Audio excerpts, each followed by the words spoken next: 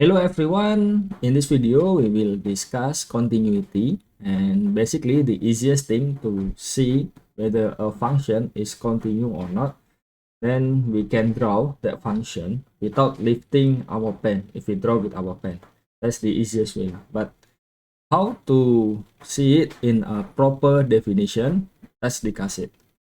Okay, so basically a function f is said to be continuous at c, so this is the point c, if we take the limit when x approaches c, then fx is equal to fc. So if we look at this, then there are several things that we should see. The first thing is fc should be exist, so that means it should be well defined at c. And the next thing, the limit should be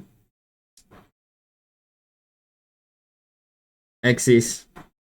That means if we see the limits x approaches c from right should be equal to the limit from the left. So the limit should be exist. And the third thing is, both of them should be the same. So limit x approaches c, fx is equal to fc. So if we break down, we should check the first one, the second one, and also the third one. Okay, and if f is not continuous at c, then f is said to be discontinuous at c. So if it is not continuous, then we say it is discontinuous. Okay, please note that a function f is discontinuous at c if it fails any of the three conditions mentioned before. So if only one of them it fails, then it is not continuous. So one is enough, and if it is continuous, then it should satisfy the three conditions, all of them.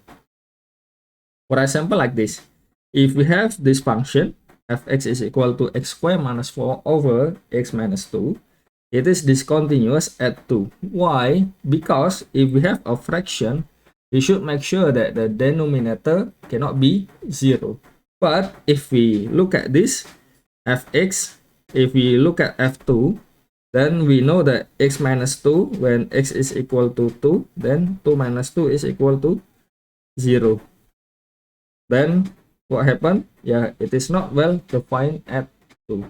That means fx is discontinuous at 2 because it fails the first condition. How about the second one? If we have the function gx, if x is not equal to 0, then we define it with this function, and then if x equal to 0, then become this. And we see that g1 is equal to 1 and g0, to be clear. So it is well defined at 0, but the problem is if we take the limit x to 0, it doesn't exist. Why? Let's see, if we take this limit x to 0 from the left, that means x is less than 0. That means this one is equal to limit x to 0 here. Then we have minus x over x. That will give you minus 1. But if we look at this one, if we approaches x to 0 from the right, then what we have this one is equal to limit x to 0 plus then x over x, then you get 1. So minus 1 is not equal to 1. That means the limit from the left and the right are different. That's why we say the limit x approaches 0 from absolute value of x over x does not exist because the limit are different. So it fails the second condition. So even though it satisfies the first condition, but it fails the second condition, it's still discontinuous. And we go to the third example here. If this function hx, we have this and this one is discontinuous at 2. Why? Because if we see the limit x approaches 2 from hx is 4. Why? Because we can see here limit x approaches 2, we have x minus 2 times x plus 2 over x minus 2. Then we get cancel out. Then we get the limit is equal to 4. But if we look at this, h2 is equal to 1. So 4 is not equal to 1. That's why it fails the third condition. So we can see here, we have to check all of 3 conditions. If it fails even only one of them, then it is discontinuous. It's not continue. So hopefully that's clear enough. And if we have 2 functions f and g, both of them are continuous at c, and k is in a set of real number. Then we have the addition, so f plus g also continuous, and also the subtraction also, and we have the multiplication with a real number kf is also continuous. Then the multiplication of both functions are continuous, and the last one is the division, also continuous. But we have to mention that GC cannot be 0, because again, if we have a fraction, then we should make sure that the denominator is not 0. And all of them we can prove it using the definition, so we can check the proof from there. Okay, next what the definition of a function is continue in an interval. Then we have a function f is said to be continuous on an interval I subset R if f is continuous at every, so again, at every point C in I.